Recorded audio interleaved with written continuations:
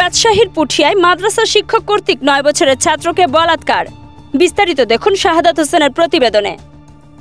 রাজশাহীর পুঠিয়ায় মাদ্রাসার এক শিক্ষক কর্তৃক 9 বছরের ছাত্রকে বলাৎকারের অভিযোগ পাওয়া গেছে।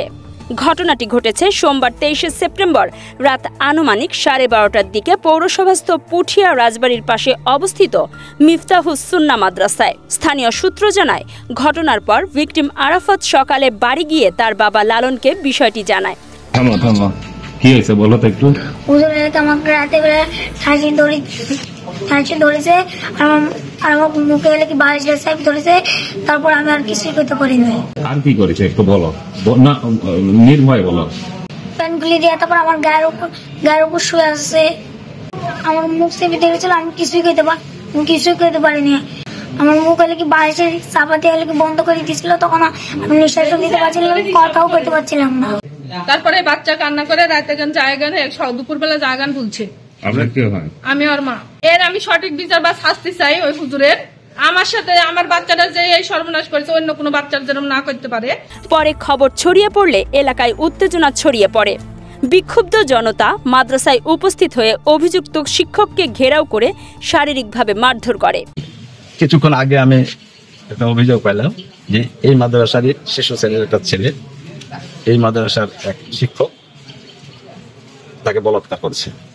এই অভিযোগের পরিপ্রেক্ষিতে বাচ্চার কাছ থেকে শোনার পর বাচ্চার অভিভাবকরা মাদ্রাসায় আসার পরে লোকজন জমায়েত হওয়ার পরে আমাকে সংবাদ দিল। আমি আবার আসলাম, আসার পরে এখন এখানে শোনা গেল বাচ্চার অভিযোগ, বাচ্চার বাপের অভিযোগ এবং ওই অভিযুক্ত শিক্ষক নিজে স্বীকার করলেন যে হ্যাঁ সে বলাৎকার করেছে।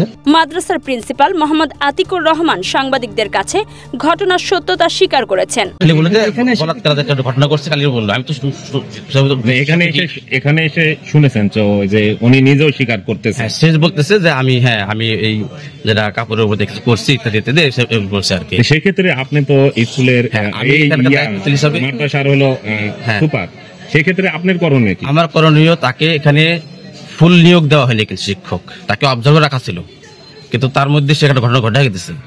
নিয়োগের সিদ্ধান্ত পরে আসতে তার কর্ম তৎপরতা উপর দিয়ে হইতো, কিন্তু যেহেতু হয়ে গেছে প্রথমত সেখান থেকে থাকতে পারবেই না। এবং তার যেহেতু পুলিশ প্রশাসন আসছে, আপনারা সাংবাদিকরা আসছেন এবং সমাজের প্রতি তারাও আছেন, আমাদের প্রতি সভাপতি আছেন, দায়িত্বশীল ছেলের গার্জিয়ান আছে, সবাই আছে। সিদ্ধান্ত যা হবে সেটাই আমার সিদ্ধান্ত। অভিযুক্ত শিক্ষক ভাটপাড়া চারঘাট রাজশাহীর বাসিন্দা জয়নাল মিয়ার ছেলে মোহাম্মদ রাকিবুল ইসলাম আব্দুল্লাহ।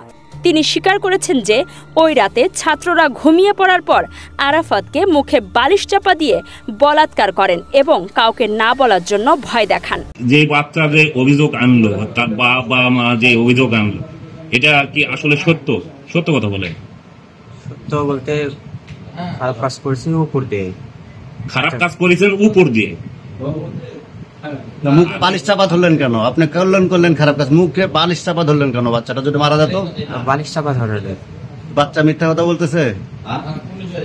বালিশ চাপা ধরলেন। এ ঘটনায় এলাকায় ক্ষোভ বিরাজ করছে, তবে আইন শৃঙ্খলা পরিস্থিতি বর্তমানে নিয়ন্ত্রণে রয়েছে। পুঠিয়া থানার ওসি জানিয়েছেন, পুলিশ ঘটনাস্থলে অবস্থান করছে এবং এ ব্যাপারে আইনগত ব্যবস্থা প্রক্রিয়াধীন রয়েছে।